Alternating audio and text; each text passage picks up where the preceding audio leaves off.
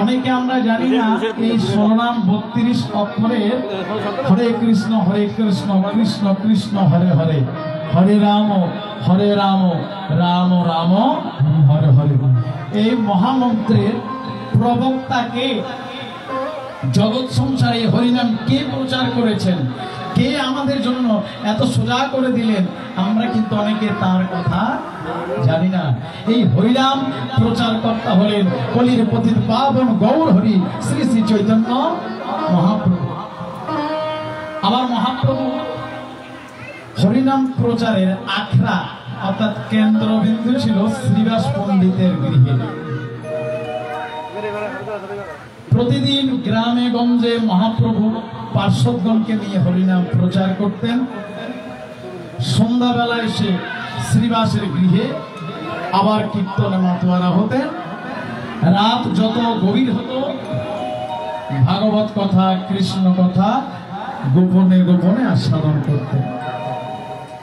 একদিন শ্রীবাস প্রভু কেবল একটি মাত্র পুত্র ছিল, পঞ্চম বর্ষীয় বালক, মানে 5 বছরের শিশু, আর কেউ ছিল না।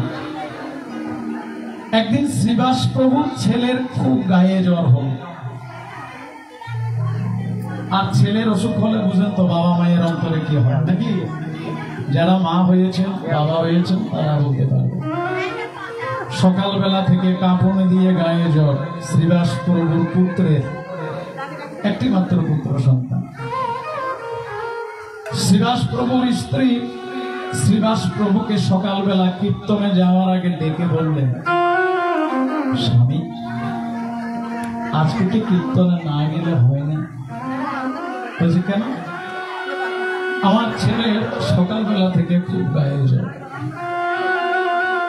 তাই কখন কি না হয়ে যায় তুমি পাশে থাকলে মনটা সাহস পাবে। এটাই নিয়ম। কোন স্ত্রীর পাশে তার স্বামী থাকলে তার মনটা বড় হয়, সাহস পায়, শক্তি পায়। এটা হলো নিত্য সত্য। তাই শ্রীবাস প্রভু এমন করে তার সহধর্মিনী বলছে, শ্রীবাস প্রভু বলছে, রে তুমি হরিনামের উপর বিশ্বাস রাখো। এই হরিনাম সমস্ত রোগের ঔষধ। এই হরিনাম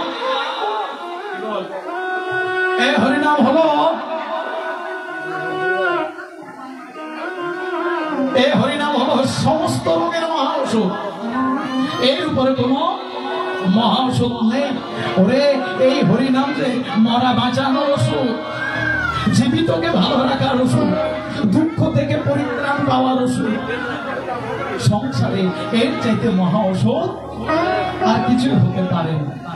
তুমি সন্তানকে দেখো, আমি আমার মহাপ্রভুর সাথে হরিনামে যাচ্ছি।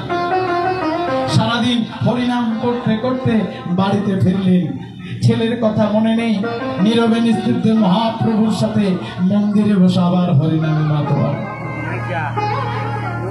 স্ত্রী তখন একটু অভিমান করলেন, কেমন স্বামী আমার কথা বাদ দিলাম, আমার একটা মাত্র ছেলে, এই একটি ছেলের জন্য প্রত্যেকটা বাবা মা কত ভগবানের কাছে কাঁদে, একটা ছেলে পাওয়ার আশা নাকি না? আর আমার স্বামী হরিনামে মত্ত, হরিনামে মাতোয়ারা, ছেলের এত বড় অসুখ হয়েছে সেদিকে লক্ষ্য নেই। গায়ে জ্বর তীব্র মাত্রায় বেড়ে যেতে শুরু করল। আর সইতে না পেরে ছেলেকে বিছানায় রেখে মন্দিরের ভিতরে গিয়ে একটু ইশারাতে স্বামীকে ডাকলো, স্বামী। মহাপ্রভু চোখের অন্তরালে শ্রীবাস প্রভু মন্দির থেকে বাইরে এলেন। কি হলো? কি হলো? তুমি দেখছো না আমি হরিনাম করছি, তুমি হরিনামে বিঘ্ন ঘটাতে কেন এলে? আজকে যদি মহাপ্রভু দেখে ফেলতো তাহলে তিনি তো কীর্তন বন্ধ করে দিতেন, আর কীর্তন বন্ধ হলে যে নাম অপরাধ হতো। মহাপ্রভু শুনলে কি হবে বলো? বলো দেখি কি হয়েছে, কেন ডাকছো? তোমাকে আর বলেই আপনাকে সকালে এত করে বললাম ছেলের অসুখ, তুমি আমার কথা কর্ণপাত করলে না, তুমি চলে গেলে হরিনাম করতে। আরে তোমার হরি যদি এতই দয়ালু হয় তবে আমার ছেলের অসুখটা ভালো হচ্ছে না। মন খারাপ করো না, আমাকে হরিনাম করতে দাও। হরিনামে যে যদি অন্য মনস্ক হয়, হরিনাম করতে গেলে যদি মনের ভিতরে কোনো বাধা আসে, বিপত্তি আসে, ওরে হরিনামের প্রেমটা যে নষ্ট হয়ে যায়। এটা প্রেম যার অন্তরে সৃষ্টি হয় সে ছাড়া কেউ বুঝবে না। এই জন্য মাঝে মাঝে আপনাদেরকে আমি বলি, পাঠে কেউ কথা বলবেন না, প্রেমটা নষ্ট হয়ে যায়। শ্রীবাস প্রভু বলছে, মালিনী দেবীকে আবার বুঝিয়ে যাও, তুমি ছেলের পাশে গিয়ে হরিনাম করো, আমি হরিনাম করে দেখবে হরিনাম আমাদের পুত্রকে ঠিকই বাঁচিয়ে দেবে। মত্ত হয়ে পড়লেন হরিনামে। হরে কৃষ্ণ হরে কৃষ্ণ কৃষ্ণ কৃষ্ণ হরে হরে